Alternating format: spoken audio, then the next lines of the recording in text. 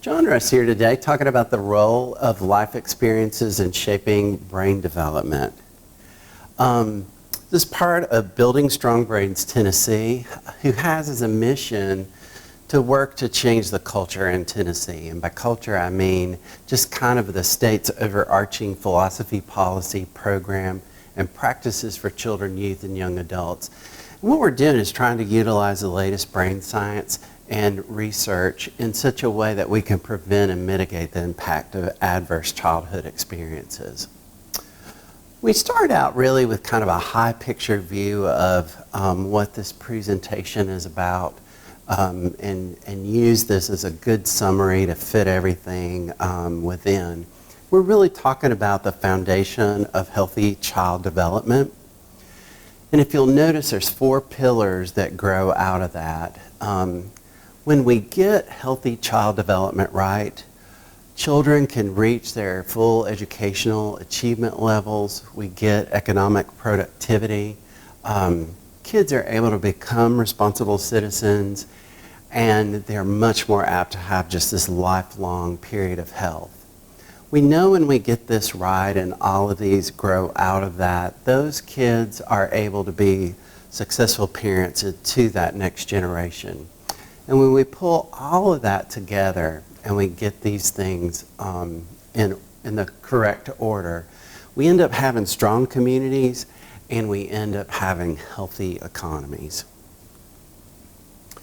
So in this presentation, we'll use a lot of metaphors, and we use metaphors because we take something that we already intuitively know and understand, and we tie some more complex things to them so that we can begin to talk about concepts that we can use very efficiently to explain things, and then we can deliver them in such a way that other people really understand those. So we'll talk about these 4 today: brain architecture, serve and return, toxic stress, and resilience. Brain architecture is this idea of how there is this established early in life, and it's what supports lifelong learning, behavior, and health. We'll talk about how serve and return happens in stable, caring relationships, and it's really through those actions that shape and build brain architecture. We'll talk about toxic stress in the early years as a way that really derails that healthy development. And then we'll also discuss the concept of resilience and how that can be built through serve and return relationships as a way of improving self-regulation skills and executive functioning. And we'll talk about resilience throughout the sensitive periods of brain development in early childhood and in adolescence, but really all throughout a lifespan and how that can be developed. So one of the first things that we're going to look at, we'll look at several videos that come to us from the Center on the Developing Child. And so this first one is about experiences of building brain architecture.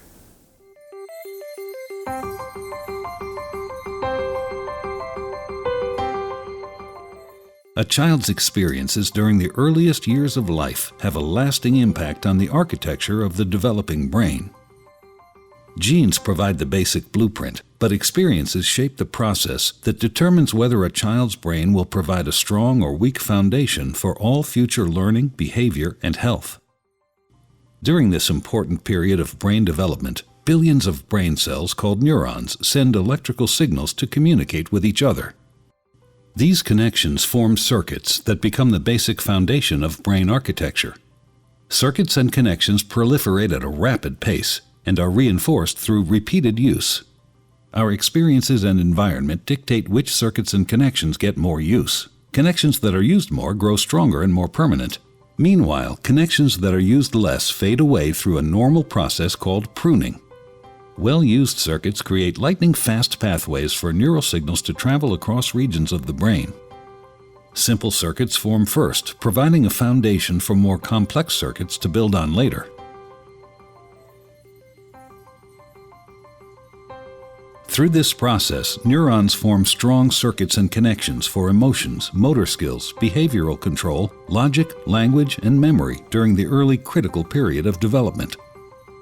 With repeated use, these circuits become more efficient and connect to other areas of the brain more rapidly. While they originate in specific areas of the brain, the circuits are interconnected. You can't have one type of skill without the others to support it. Like building a house, everything is connected, and what comes first forms a foundation for all that comes later.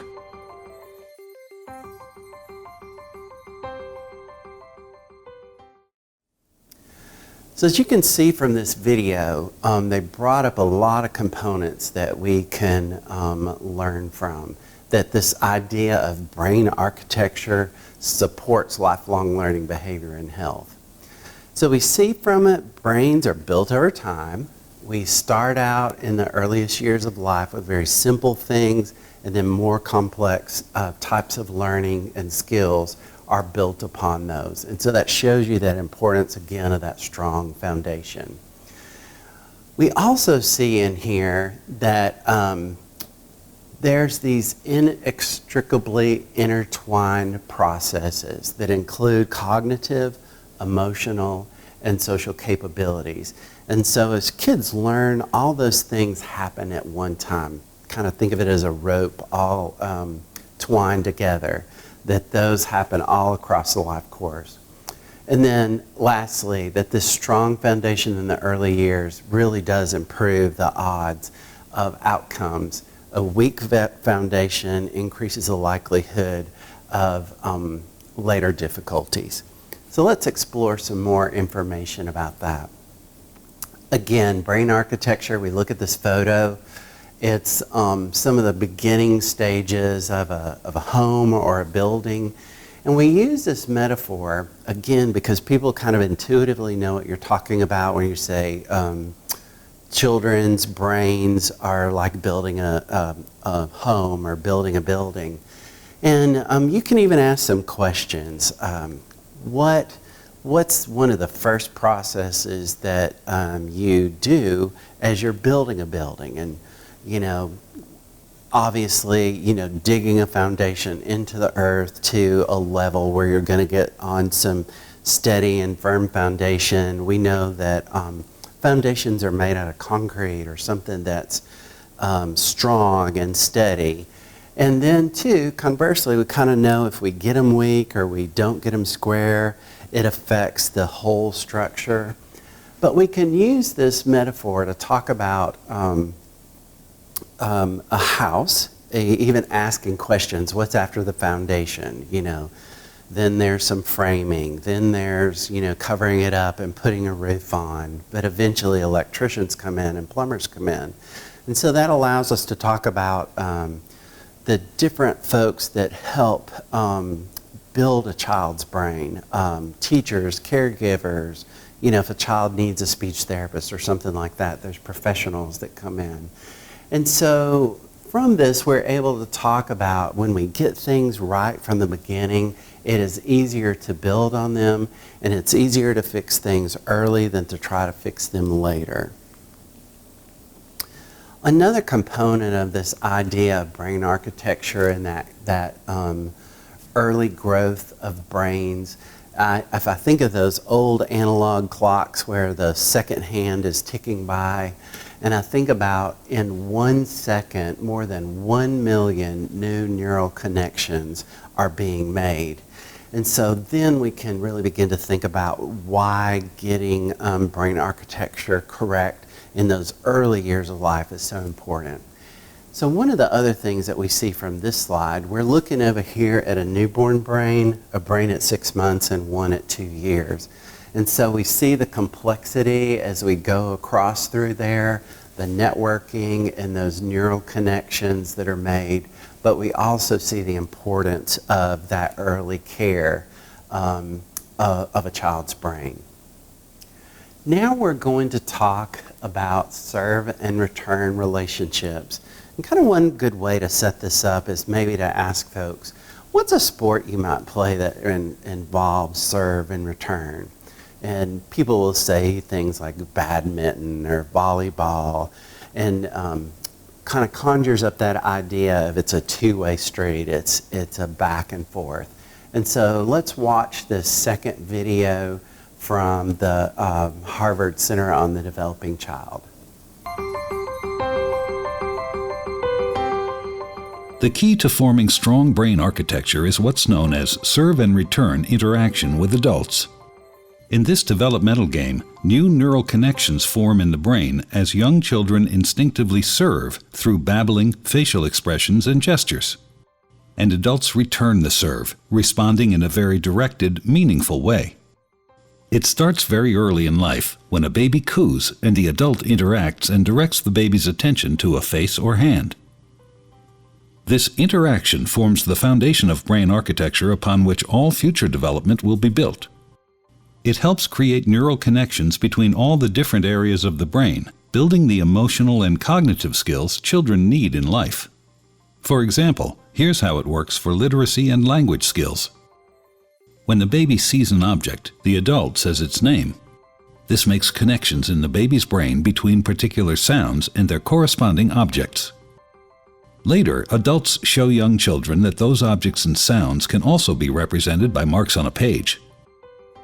With continued support from adults, children then learn how to decipher writing and eventually to write themselves.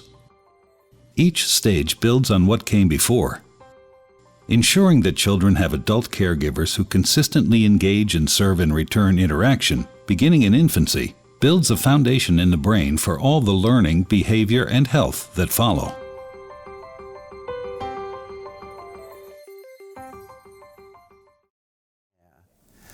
So just as we saw in this video, they're bringing up these aspects of young children need and desire the serve and return. They'll seek that out. They'll look for that.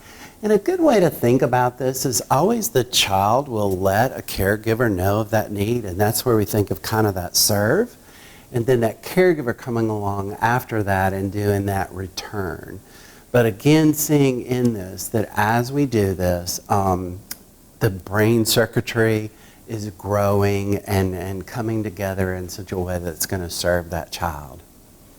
So it does build brains and skills. Young children, they naturally seek out interaction, babbling, crying, looking, just those engaging looks that they can give a caregiver.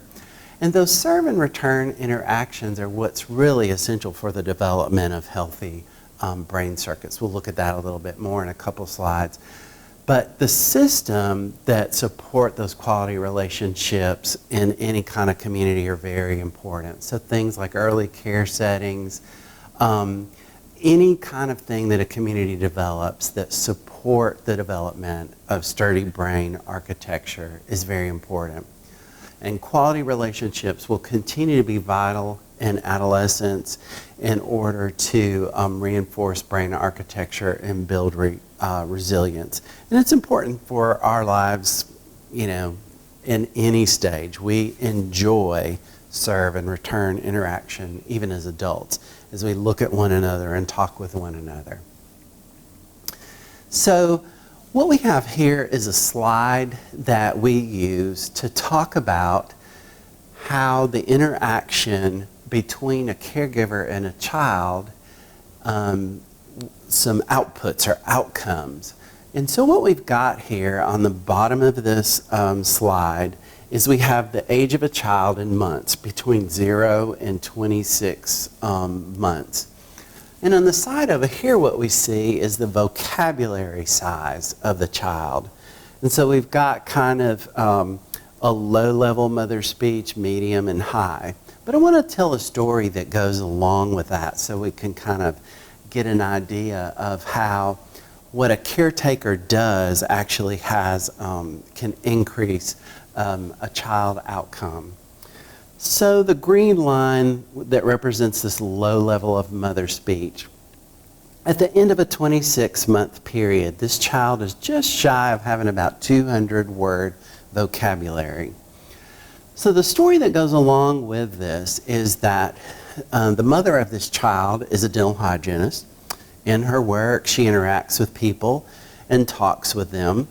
But one thing that we know about going to the dentist and working with the dental hygienist is they will ask some questions and stuff like that, but there's very little opportunity to nod yes or no, to respond with answers and stuff like that just because of having instruments in your mouth.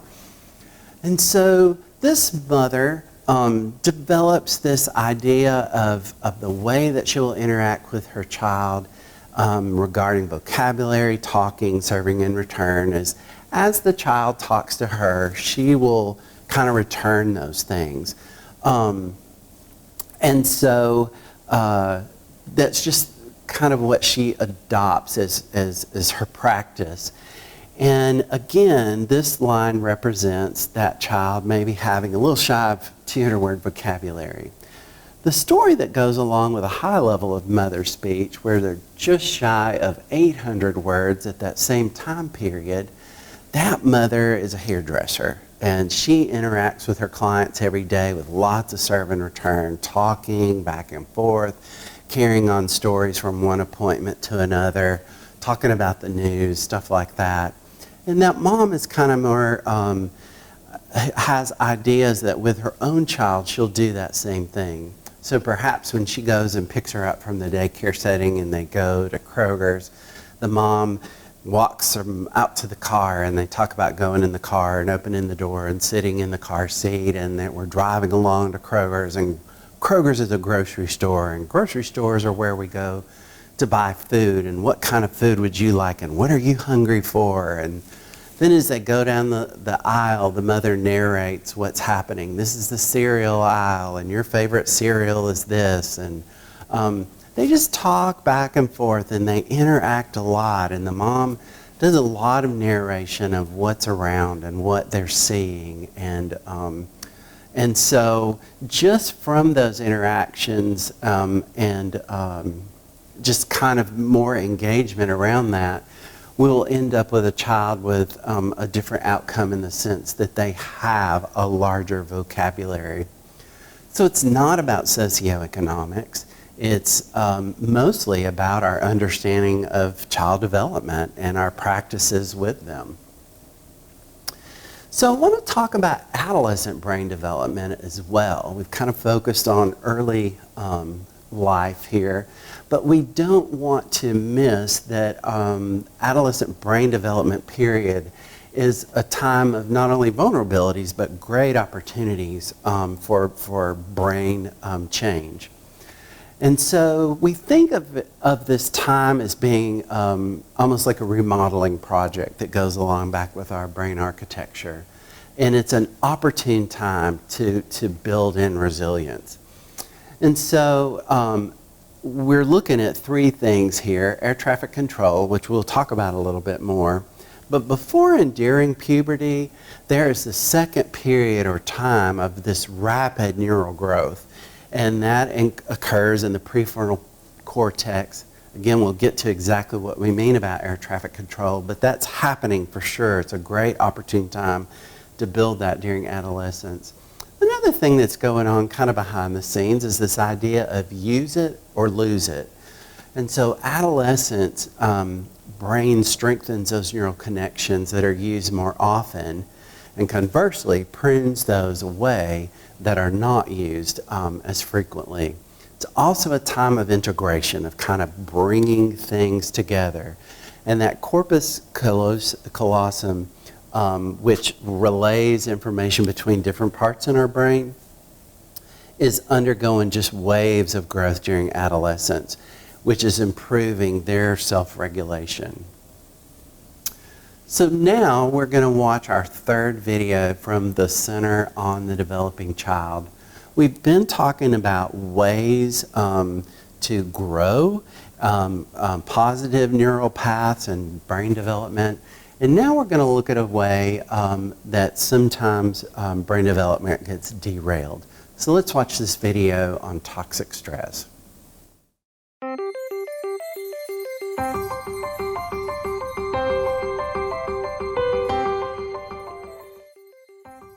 Learning to deal with stress is an important part of healthy development. When experiencing stress, the stress response system is activated. The body and brain go on alert. There's an adrenaline rush, increased heart rate, and an increase in stress hormone levels. When the stress is relieved after a short time, or a young child receives support from caring adults, the stress response winds down and the body quickly returns to normal. In severe situations, such as ongoing abuse and neglect, where there is no caring adult to act as a buffer against the stress response stays activated. Even when there is no apparent physical harm, the extended absence of response from adults can activate the stress response system. Constant activation of the stress response overloads developing systems, with serious, lifelong consequences for the child. This is known as toxic stress. Over time, this results in a stress response system set permanently on high alert. In the areas of the brain dedicated to learning and reasoning, the neural connections that comprise brain architecture are weaker and fewer in number. Science shows that the prolonged activation of stress hormones in early childhood can actually reduce neural connections in these important areas of the brain at just the time when they should be growing new ones. Toxic stress can be avoided if we ensure that the environments in which children grow and develop are nurturing, stable, and engaging.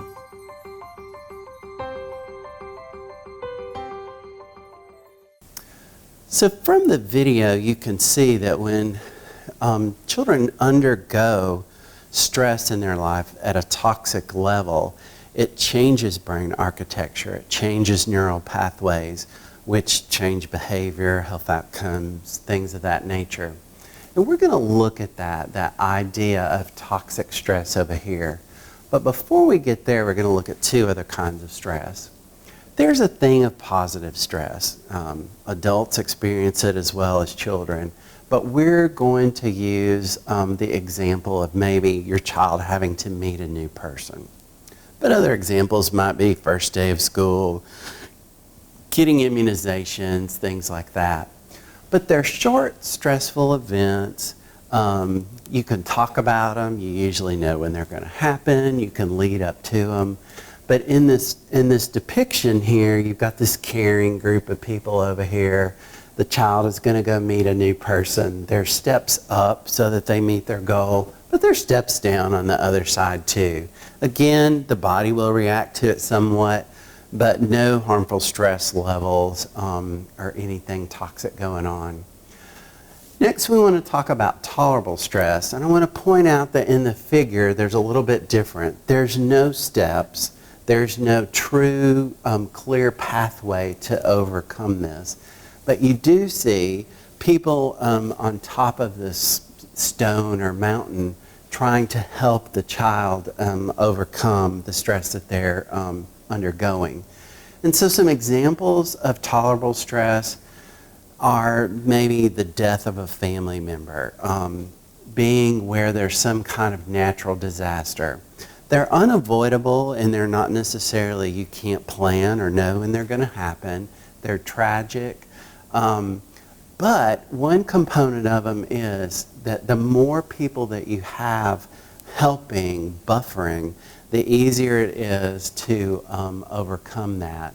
And so those events won't do lasting damage to the brain and to the body. But on this side over here, we have this depiction of toxic stress with the examples of parental addiction and abuse or neglect. And again, we have a child over here with no clear path on how to overcome them. But one of the things that's missing in this figure there are no caring adults or no other adults that are helping them navigate or overcoming that. And so some key things that we would think of when there's toxic stress involved, it's long going, it's something that you can't control, it's repeated exposure. And again, if there's no supportive adults present to help buffer that stress response, then the stress response is kind of full-blown. So we see the stress hormones going throughout a child's body and damaging structures in their brain and making them vulnerable then to lifelong physical, mental, and health problems. And so one of the things that I like to do with this in this next slide is to kind of just go back and forth, because what we're depicting on this part is the actual body response to that. And so when I say body response, I want us to think of some kind of scary thing, like you walk out to throw away some garbage in a garbage can and you see a black bear. And we want to think about what would happen to our body physiologically. Our eyes would dilate. We would stop. Our breathing would become more intense. Our muscles throughout our body would tense up. And our body is made in such a way when there are dangerous situations, it gets us ready to survive through one of three ways. We might freeze, we might fight, or we might flee. And so we want to talk about that so that we can go back and look at how does the body respond. And so again, this depiction of meeting a new person, maybe getting immunizations, shots, going to the doctor, there's some positive stress. The kid gets worried about it. But what we see is there's a quick point that as soon as they get to a point in that, the stress response goes right down and they're fine. If we go back and look at this death in the family, experiencing a natural disaster, it's more long-lasting. And so we see it peak higher, and there's a time interval that's much longer before the stress response calms back down. But over here for the child with this unbuffered toxic stress that's unrelenting, that's out of their control, that's going on, that they have really no hope that it'll end, their body stays in this kind of toxic stress response, this strong, frequent, prolonged adversity. And so this is when we see that child's brain being flooded with those stress hormones, where they're ready to freeze or flee or fight all the time because their body doesn't ever relax or calm back down or kind of get regulated again. I also want to talk about some other common sources of toxic stress, because back here, it's easy for people on the street to understand, yes, abuse, physical abuse, sexual abuse, neglect, parental addiction, those things are really bad. But some of the other common sources of toxic stress, people may not attach to those same ideas. So what we have going across here are three different categories: maltreatment, postpartum depression, and parental substance abuse. And our key up here is these are U.S. children between the ages of 2 and 5, and this is per 1,000. And so we talk about this to really open the eyes of folks and let them see that there are other forms of things that are going on that create this toxic stress in children. So it may be their maltreatment, but we have things like postpartum stress or just parental substance abuse, which we all know is a huge issue. And you can see those numbers and how they grow across there. What we want to look at on this slide, it's about how experience alters our actual brain development. So I always think of these PET scans as if we could pop a top on a brain and look at that and inspect it and see its actual health. This is kind of what we would see. So we have two young children's brains that were both done by PET scan. The one on the left-hand side is from a child who grew up in a relatively stress-free manner. And we're calling it or labeling it the healthy brain. But on this side over here, what we have is a PET scan of a child's brain at the same age, but this child grew up in a Romanian orphanage. They were institutionalized shortly after they were born, and this actually shows the physiological differences that are here from that deprivation that they experienced. On the bottom of this chart, we see that orange or red and yellow are the most active areas of the brain, where we go down to this blue-purple kind of black area of much less activity. And so this is a picture taken kind of from the top side of a brain. Eyes would be here. So what we're looking in these circles are those temporal lobes. And we see much more activity over here than in this child who had experienced this depravity and neglect, lack of the same attention. And so we actually see a physical difference in that structure of the brain. What we're going to talk about in this slide is how toxic stress alters the actual brain development. So we saw here a depiction of kind of what's there, not there, what is there. Now we're going to talk about those actual components of the brain and what they do and how they're changed by stress. So the amygdala activates the stress response. And we know children who've experienced a lot of stress, that actually becomes enlarged. And actually, if we think of it as kind of a trigger, it's more easily tripped. And here we're talking about the prefrontal cortex, so this frontal area of our brain is where usually we find that check for the amygdala. But toxic stress causes a loss of neurons in that area, and they're less able to function. This is pointed to the hippocampus, which plays a major role in memory and mood. And so toxic stress creates an impairment in understanding and emotion. So again, what we see, if we could pop a top and look directly at a brain who's experienced toxic stress, it would look different from a brain that is not. And it actually functions very differently because of that toxic stress. Toxic stress also creates a change in gene expression. And so we see our little mouse here, and I want to tell you a story about how intergenerational transmission of our stress responses changed behavior in mice. So there was a study done in Atlanta at Emory University, and there was a group of scientists that wanted to figure out if we kind of trigger a stress response in one generation, can we duplicate that, or can we change anything in the next or the subsequent generations? And so again, it's just about gene expression, the idea of epigenetics, meaning above the gene. And so the experiment design was that they gathered male mice, they put them in a cage, and they introduced the smell of cherry blossoms.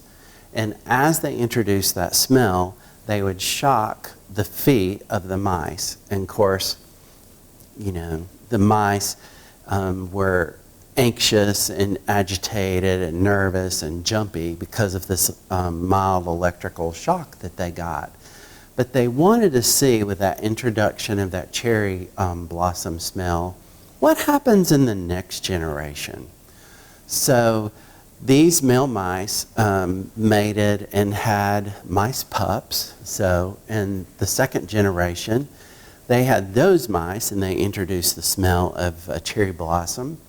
And they saw a very similar reaction to the first generation, this agitated, anxious, scared jumpiness of the first mice. And they also noticed that there were in their nose, they had adapted to actually have more sensory ability to measure or recognize this cherry blossom scent. But the researchers wanted to really control and make sure, did this second generation of mice just learn these behaviors from their fathers? So what they did was they artificially inseminated female mice with semen from this first generation of males, and they raised those mice away from both of their parents so that they couldn't just learn the behavior. And so again, with this generation, when they would introduce that cherry blossom scent, they also had those same reactions of nervousness, agitation, anxiety, jumpiness from just the smell. They weren't shocked at all. And so that told researchers that toxic stress introduced in one generation can express itself in a subsequent generation. I want to talk about air traffic control system, and you'll see this is a depiction of folks in a tower doing their air traffic control job. And we want to use that term to talk about what brain scientists would call executive functioning. And executive functioning, or air traffic control systems in a kid's brain, is that group of skills that help us focus on multiple streams of information coming at us at one time, helps us be able to set goals and reach them, make plans and make decisions based on all that information. But if new information comes in, or some distraction or something like that, it also has that ability to stay focused or to change decisions in light of new situations or information. And it also helps us resist hasty decisions or actions. It is a key biological function to be for school readiness. And it's also so important for health outcomes and employability. So it's sets of skills at developmentally appropriate times that we want folks to have so that they can attain the things and participate in the things for those time periods. So there is a sensitive period of development for this across the lifespan, early childhood, again, and adolescence, as we kind of already talked about. But it is something that can be built along any point in the lifespan. So now we're going to watch a video here that will bring all of these metaphors together, all of this information, and show you them in a very summary fashion.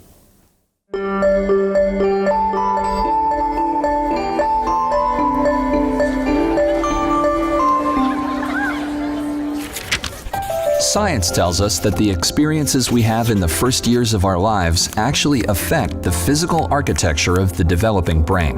This means that brains aren't just born, they're also built over time based on our experiences. Just as a house needs a sturdy foundation to support the walls and roof, a brain needs a good base to support all future development. Positive interactions between young children and their caregivers literally build the architecture of the developing brain. Building a sturdy foundation in the earliest years provides a good base for a lifetime of good mental function and better overall health. So just how is a solid brain foundation built and maintained in a developing child? One way is through what brain experts call serve and return interactions. Imagine a tennis match between a caregiver and a child, but instead of hitting a ball back and forth across the net, various forms of communication pass between the two. From eye contact to touch, from singing to simple games like peekaboo. These interactions, repeated throughout a young person's developing years, are the bricks that build a healthy foundation for all future development. But another kind of childhood experience shapes brain development too, and that's stress.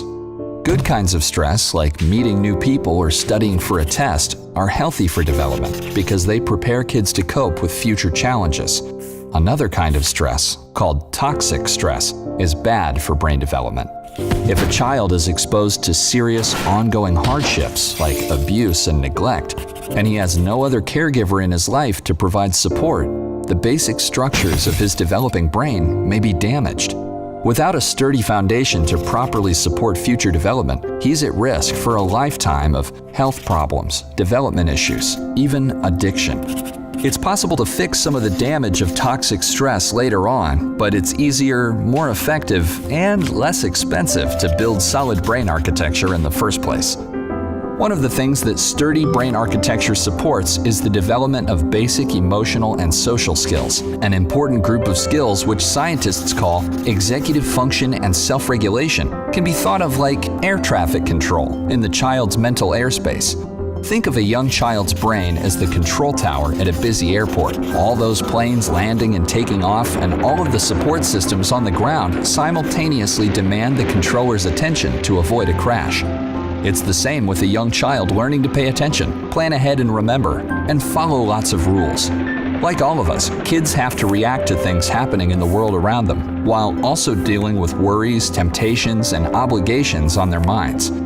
As these demands for attention pile up, air traffic control helps the child regulate the flow of information, prioritize tasks, and above all, find ways to manage stress and avoid mental collisions along the way.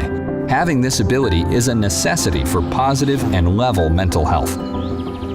Developing effective air traffic control, overcoming toxic stress, and building solid brain architecture are things kids can't do on their own. And since strong societies are made up of healthy, contributing individuals, it's up to us as a community to make sure all young people have the kinds of nurturing experiences they need for positive development. To build better futures, we need to build better brains.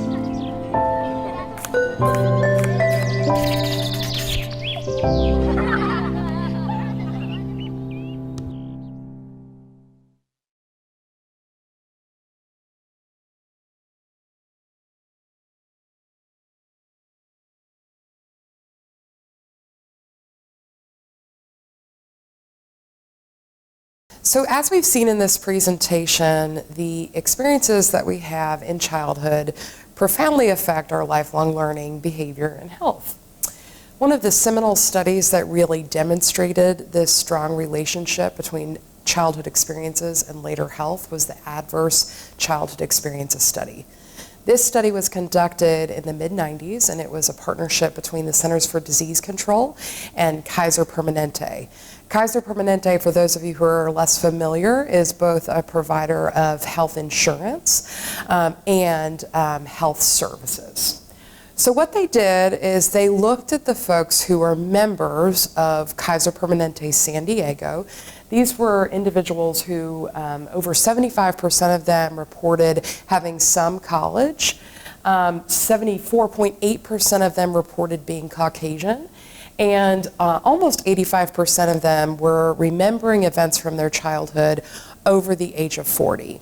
So the researchers gave them, these 17,000 folks, a huge sample size, an ACE questionnaire, which had 10 questions about various types of adversity you might experience in childhood. The first 5 were related to abuse and neglect. So those included physical abuse, sexual abuse, emotional abuse, physical and emotional neglect, and then 5 types of household dysfunction.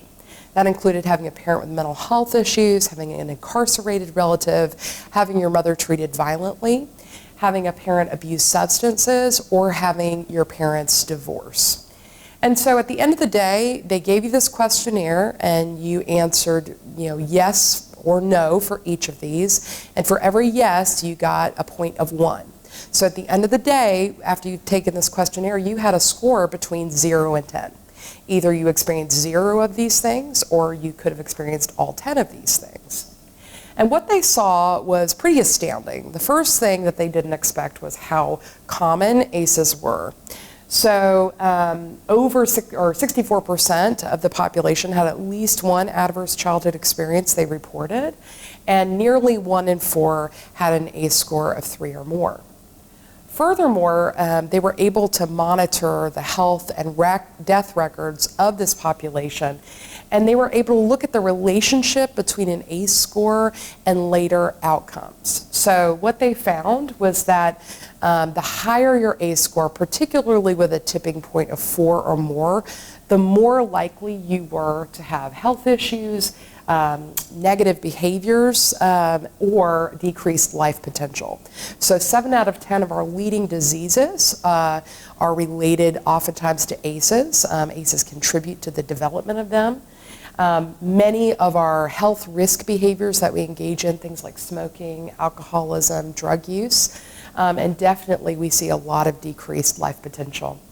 Again, you can kind of think about this as being like a cholesterol score for childhood trauma. Having more ACEs increases your risk for these poor health outcomes, but it's fact, not fate. You're more likely to have them, but not in all cases do people have these poor outcomes. So we're going to watch this video really quickly that explains more about the original ACE study and how people are responding over the last 20 years.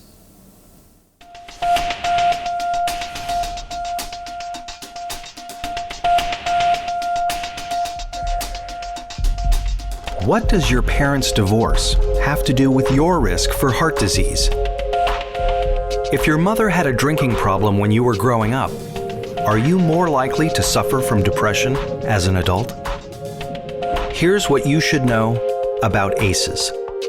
ACEs stand for Adverse Childhood Experiences, extremely stressful events that can happen to a child growing up.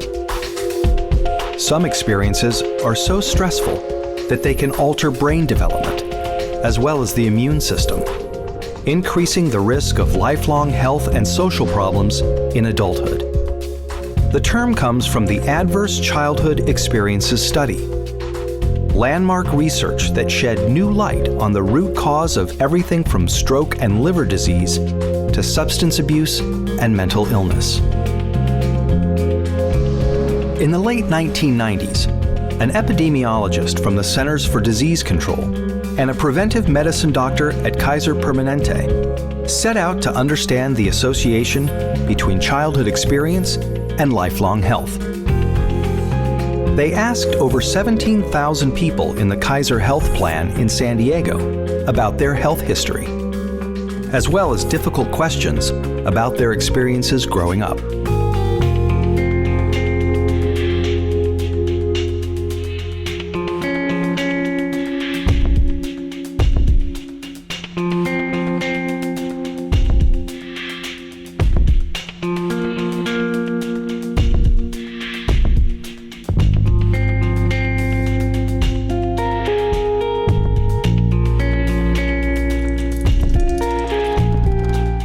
Anda and Felitti tallied up 10 different kinds of adversity in this largely middle-class and college-educated population. They were stunned to see how common ACEs were. 21% of all respondents were sexually abused as children. 19% grew up with someone who suffered mental illness. 28% had been physically abused. And 2 out of 3 respondents had experienced at least one ACE. The researchers next looked at how someone's ACE score, or the number of adversities they experienced, related to a wide array of serious health and social problems. They saw that the more ACEs someone had, the greater their risk for poor outcomes compared with someone with no ACEs. Someone with an ACE score of 4 had twice the risk of heart disease and cancer. Someone with an ACE score of 5 had an 8 times greater chance of being an alcoholic. And those with an ACE score of 6 or more, on average, died 20 years earlier. With every major problem they looked at in the ACE study, the risk went up for each additional adverse experience in childhood.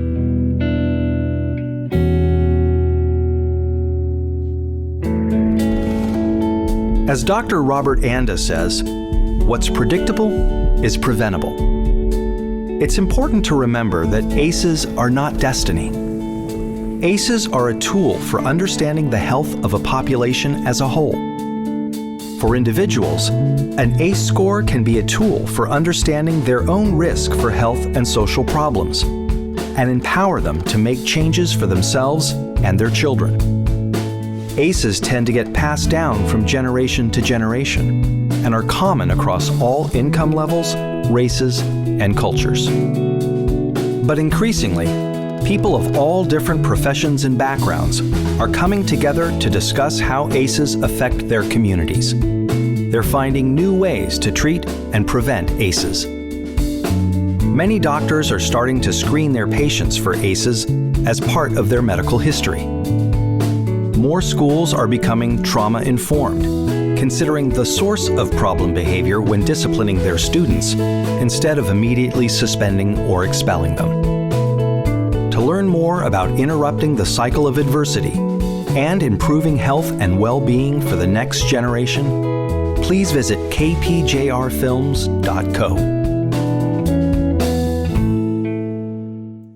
So if you're familiar with the ACE study, then you are probably familiar with this pretty iconic pyramid that the co-investigators developed in order to explain the relationship between a higher ACE score and the development of disease, disability, and social problems. So what you see here at the bottom are ACEs themselves. As we've said, really the tipping point for seeing a lot of problems later on in life is that score of 4 or more ACEs. As we've explored in earlier parts of this presentation, when we experience adversity and toxic stress, it leads to disrupted neurodevelopment. And many times when we're experiencing dysregulation and disrupted neurodevelopment, we're going to experience social, emotional, and cognitive impairments. When we're kids and we're stressed and we don't have the skills, the social and emotional and cognitive skills to effectively manage our stress, and we're more stressed than our peers in many cases, a lot of times we're going to seek to alleviate our stress, just like we all do, right? But with these kids, they're seeking those unhealthy coping behaviors earlier and more often than we would. So these are your kids that you're seeing that are beginning to smoke at a young age, engage in other substance use, overeat, drink from an early age, engage in activities that would help them numb out, escape, or feel calmer to combat a lot of the stress that they're struggling with. So when we adopt these health risk behaviors to deal with some of the difficulties we're facing in life, a lot of times we see the emergence of disease, disability, and social issues. So the reason we tell people not to smoke is because we know that it can lead to lung cancer and heart disease and many other chronic illnesses, and that they can be prevented. And so it makes a lot of sense that as kids are coping with unhealthy behaviors, that it's going to lead to problems later on down the road, right? If it's overeating, then you're more likely to have diabetes. If you're abusing substances, there's an array of physical health issues associated with that. And so absolutely, as they followed these people over time, they found a very strong correlation between these negative outcomes and the higher ACE score. Most notably out of this study, they saw that when you had an ACE score of 4 or more, you tended to die 5 to 10 years younger. And a subsequent analysis done by the National Institutes of Health found that when you have an ACE score of 6 or more, you tend to die 20 years younger. So pretty incredible effects on our life and well-being when we're thinking about these early experiences. Up the side of this pyramid, so this over here is conception to death, right? But over here, we have epigenetic mechanisms. As John said, we're beginning to understand how genetic expression, not the genes themselves, but their expression, can be transferred, for better or for worse, from one generation to the next. As he said with the mice, even the mice pups who had not experienced the shock still had a sensitivity and stress response to the scent of cherry blossoms just because their fathers did, right? And so there are things that happen in human history that are tragic in nature and traumatizing, like the Holocaust. And we are able to now look at the genetic expression of offspring of survivors of the Holocaust and see trauma markers that indicate to us that there are differences based on, in offspring based on their parents' experiences. Here, going down the side of the pyramid, you see intergenerational transmission of trauma, and that works in two ways. First, in terms of epigenetics, we're seeing that things might be passed down intergenerationally through gene expression, but also what we know is that our brain develops and organizes based on the experiences we had in our earliest relationships, caregiving relationships. And so often the way that our brain architecture is, and the way that we have grown up relating is the way that we are going to relate to our kids, right? If we haven't had effective intervention, if we've experienced trauma, more often than not, we are going to be exposing our children to ACEs and trauma as well. This is why intervening and helping people heal from trauma is so important, so we can disrupt this intergenerational transmission of trauma. So, the ACE study, it was seminal, it was foundational work for us, but we have a lot of research that lets us know that there are other types of experiences beyond the 10 that were in that study that produce toxic stress in kids. And so this is an evolving science, and most recently, within the last 5 years, a group of researchers in Philadelphia wanted to look at experiences that might happen with a more socially and racially diverse population than the original population in the ACE study. And so they included some additional, what they called expanded ACEs in their ACE questionnaire to see if they were valid ACEs just like the original 10. And what they found is that they were valid ACEs, things like witnessing violence, living in an unsafe neighborhood, experiencing racism, living in foster care, and experiencing bullying. More importantly, in the Philadelphia community, over 40% of the residents had experienced one or more of these expanded ACEs. So it really shows us that while the original ACE study demonstrated how common ACEs are and how impactful they are, there are other things that people experience that are now being considered ACEs that are even more far-reaching and derail healthy development. So because of this research and because we're beginning to understand how social determinants of health and ACEs are really aligned, there has been the development of this other ACE pyramid with an additional 2 layers. So we've talked a lot about how child well-being, or our collective well-being, depends on creating a foundation of health for all children.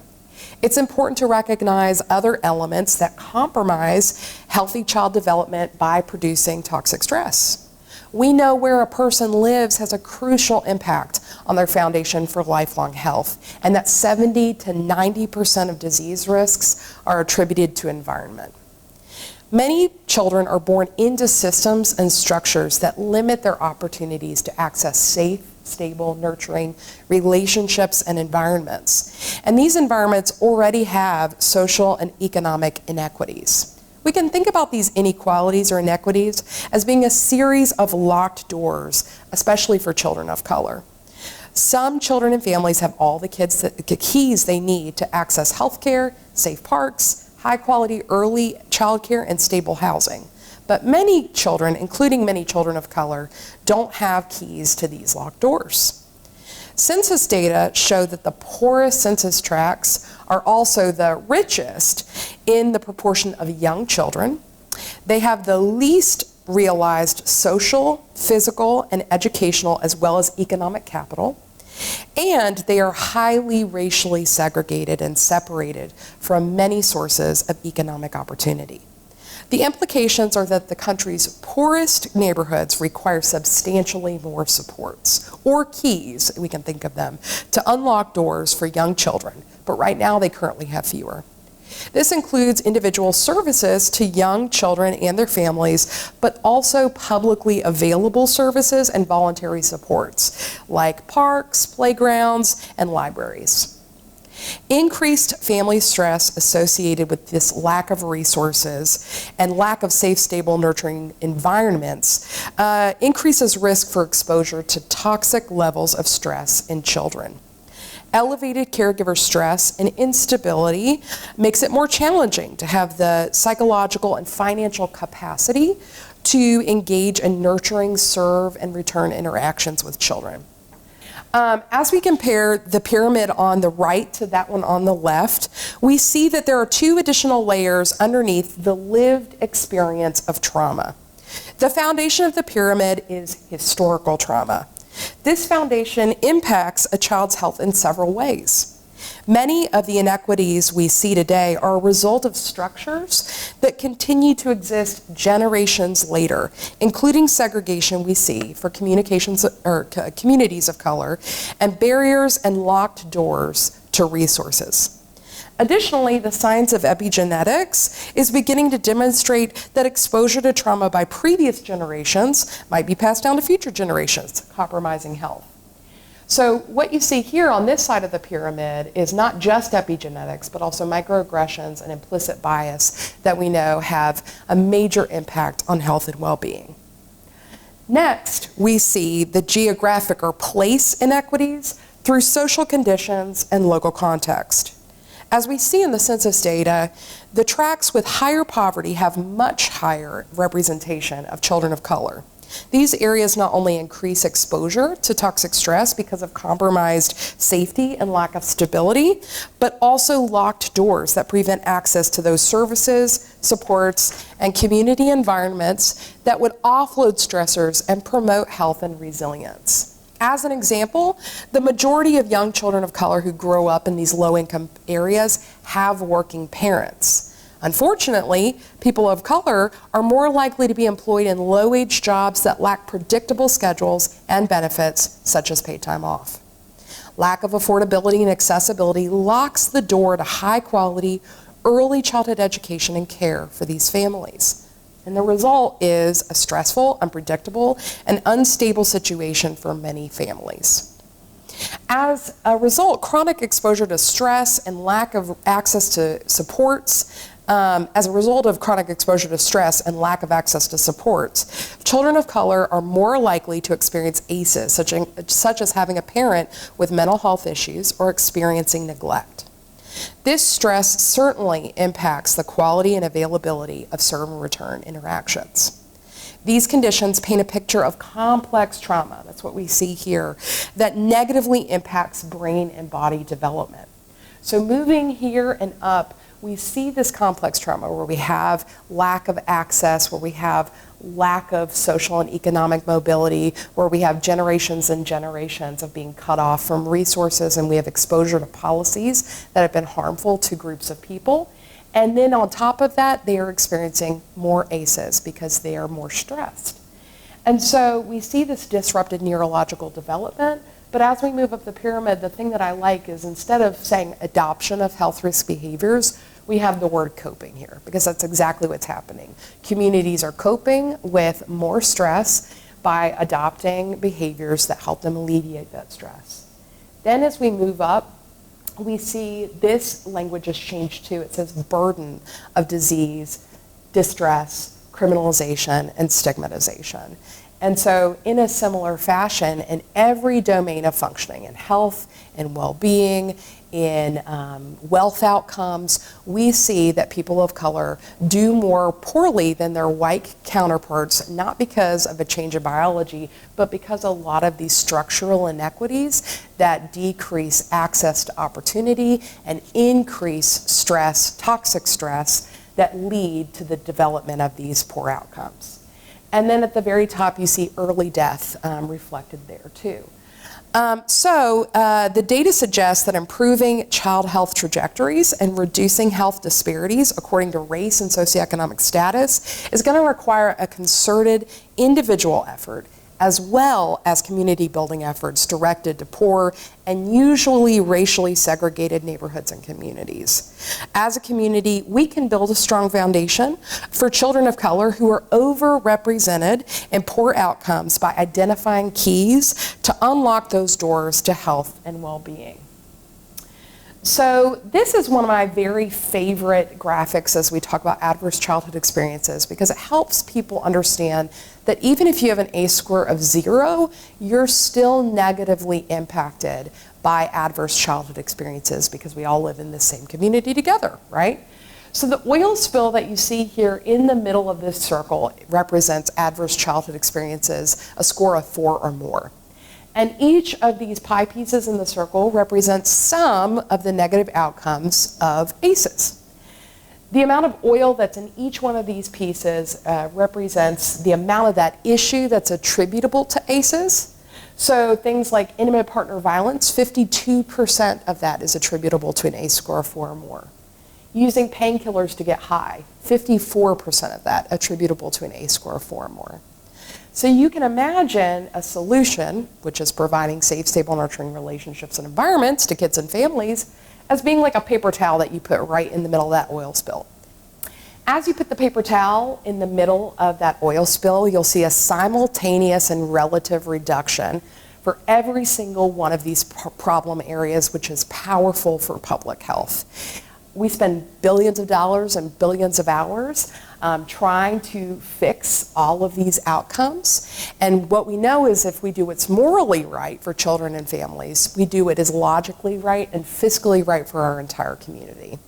So when we reduce ACEs, like I said, even if you have an ACE score of 0, you are having a better use of your tax dollars, you have a better quality of life, and you have better safety for yourself and your family. Everyone benefits.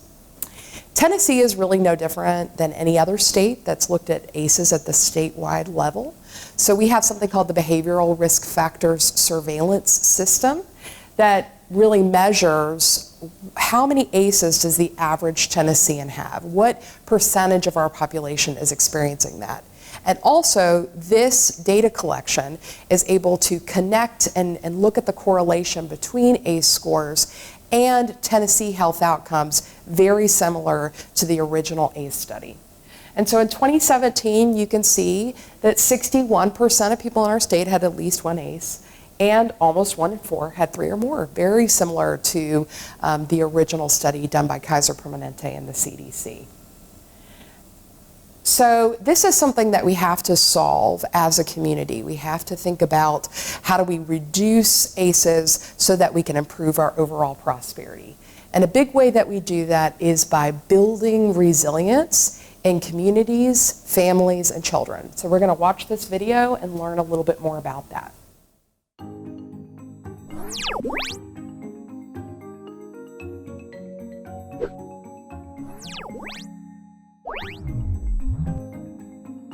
You can think of a child's development as a scale that has 2 sides.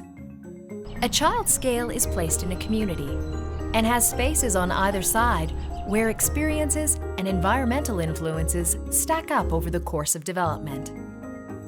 One side gets stacked with negative factors like stress, violence, and neglect, while the other side gets loaded with positive factors like supportive relationships, skill-building opportunities, and community resources. In the same way that the weight on a teeter-totter affects the direction it tips, the factors that a child is exposed to affect how they turn out, the outcomes of their development. But the way that the scale tips and the outcomes a child experiences is also a function of the position of the scale's fulcrum, which is like the genetic makeup of the child. The position of the fulcrum affects how the scale responds to factors that get stacked on either side and how easily it tips. We know that fulcrum starts in different places for different children, and that this genetic starting point is an important factor in how a child responds to experiences and how they turn out. We also know that the position of the fulcrum isn't fixed. It's a sliding set point. Over time, the things that load and tip the scale can actually shift the position of the fulcrum. There are points in human development when this fulcrum is easier to shift. During these shiftable periods, our biology can be changed, making us more or less able to withstand negative weight that gets stacked on the scale. One of these shiftable periods is early childhood, and another is adolescence. That's why it's so important to make sure that children have positive experiences, especially early on, and to continue positive supports throughout development. By providing positive experiences during these sensitive periods of development and offloading negative weight, we can shift the fulcrum, making children more able to bear the weight of negative experiences later on, making them more resilient. So resilience isn't just about individual children. It's about the environments and experiences that get stacked on the resilience scale. Resilient societies are those that figure out how to stack more positives than negatives onto the children that will become workers and citizens.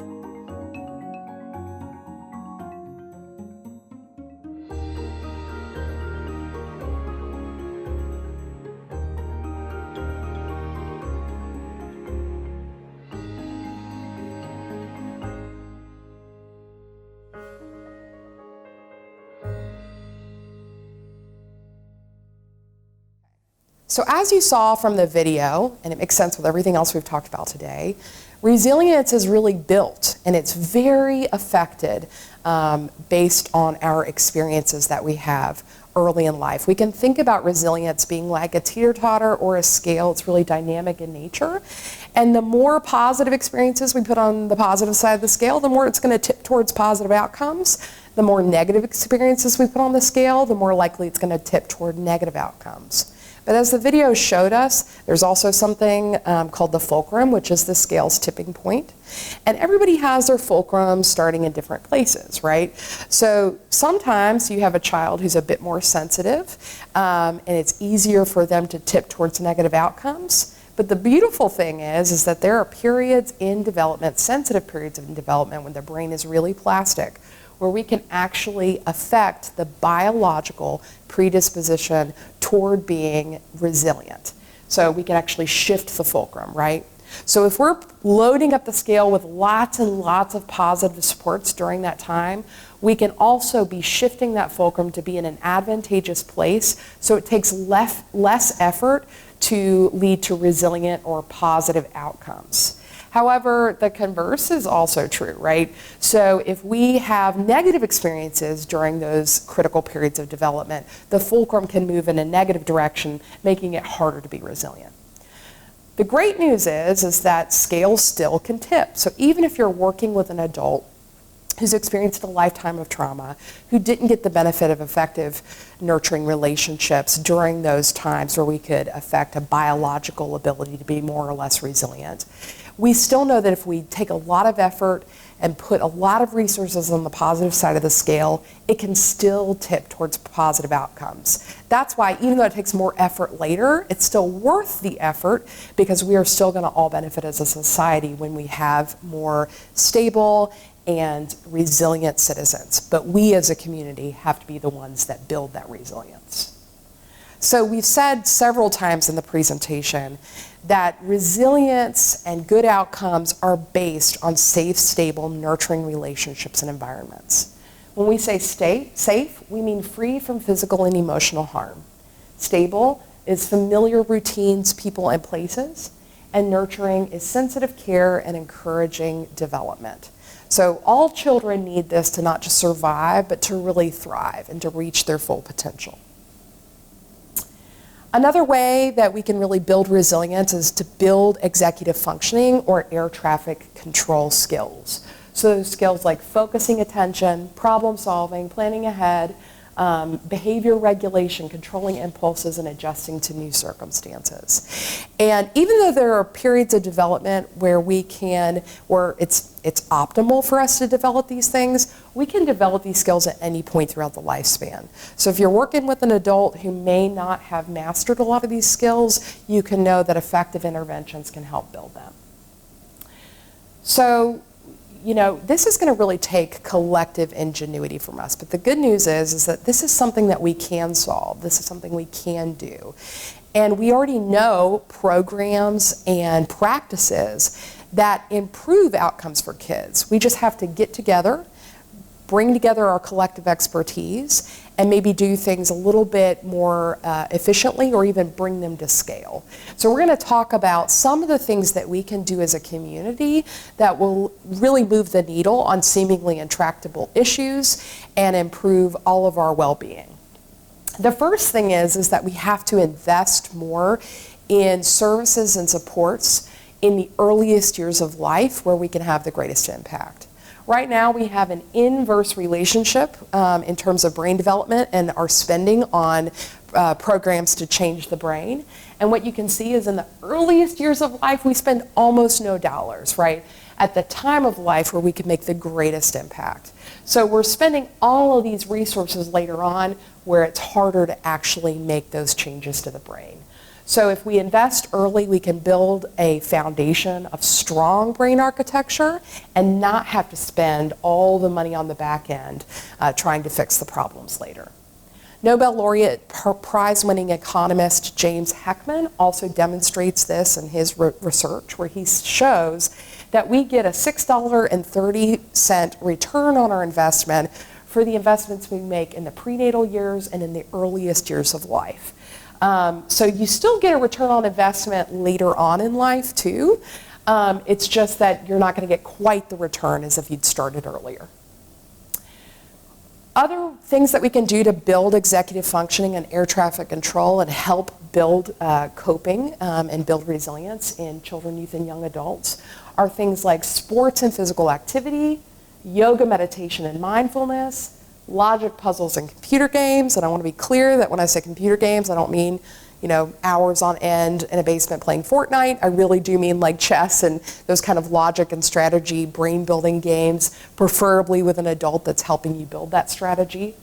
Goal setting, planning, and monitoring, journaling and self-talk, theater, music, and dance. So all of these things are building those skills that help you plan, right?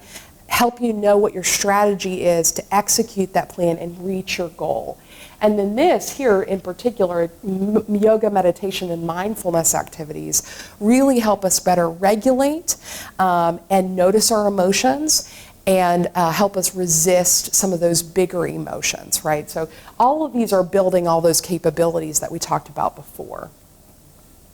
Another thing that we have to do as a society is really to employ a 2 and 3 generation approach. So we cannot expect to impact childhood outcomes if we are not working with the caregivers and adults in children's lives who ultimately are building their brains, right? So in order to have healthy children, we have to have healthy adults that have acquired the skills to engage in these serve and return interactions and support optimal development of children. There are lots and lots of things that we can do to address ACEs, and these are just a few things. Some of them are going to be pretty self-explanatory, and I'm not going to go into too much, but some of them I'm going to give a little explanation. The first thing that we have here is adopting trauma-informed school policies and practices. What we know is that when schools really realize how prevalent trauma is and they change the reaction to students who are demonstrating trauma symptoms, that students are able to engage in academic learning, right? And also are better able to regulate their behavior. We see great outcomes from trauma-informed school policies and practices. Expanding home visiting to pregnant women and families with newborns. So really having supports in place to come visit expecting women and new parents to help them understand developmental milestones and skills needed to support optimal development of their children. Access to integrated health care. So this means really recognizing that if we want to create health care, that we have to be looking, or if we want to create health rather, that we have to be looking at those things, those resources that are available in our communities, and also recognize the importance of mental health programs. And when we can put those in a one-stop shop that is destigmatized, that we can really support the health and well-being of families. The next is infant and early childhood mental health services and supports. And really those are just those services and supports that range from universal promotion and understanding of early childhood development to really targeted interventions for children and parents that are struggling early on so that they can fix some of the issues and keep them from becoming big issues later. So this is really just supporting social and emotional development and healthy attachment. Access to high quality, affordable childcare and pre-K. Business and organizational policies that support working parents. So there's a lot of parents out there and many of them are employed. So when we have good policies that support them, like paid parental leave or flexible schedules, not only do businesses benefit from having a retention of their employees, but they are building the workforce, a healthy, contributing workforce of the next generation. Parent support programs for teen and teen pregnancy prevention programs, access to mental health and substance abuse treatment, intimate partner violence prevention, health system investment in communities. This is kind of similar to what we were talking about with integrated healthcare, where people are really beginning to realize the impact of environment on behavior and health. And so we see that healthcare systems are, for example, saying, okay, we got kids coming into us on a regular basis to our ERs with asthma attacks. So how do we look at what's driving the asthma attacks, which might be mold in the home, and go do mold remediation and spend way less money making that home a safe environment rather than dealing with the expensive ER visit of the asthma attack. Sufficient income support for low-income families. The research is pretty abundantly clear here. A lot of times when we give families just a couple thousand extra dollars, it reduces their stress substantially when they're not worried about how they're going to pay their bills or put food on the table, and they're able to engage in that active game of serve and return of parenting, right? And so when we have things like earned income tax, that we give to low-income families, we see a substantial decline in child maltreatment and neglect. Bringing community development and childhood development together. This means that as we are developing our communities, how do we have an eye and a lens on our youngest citizens and think about parks, green spaces, safe places to play that can support their optimal development. And then lastly, social supports for parents, which all parents need that network of social support. With Building Strong Brains, it's as we've said before, we are taking a public health approach with this, which means that like any other public health approach, we have to engage the entire community and we have to generate a shift in our culture.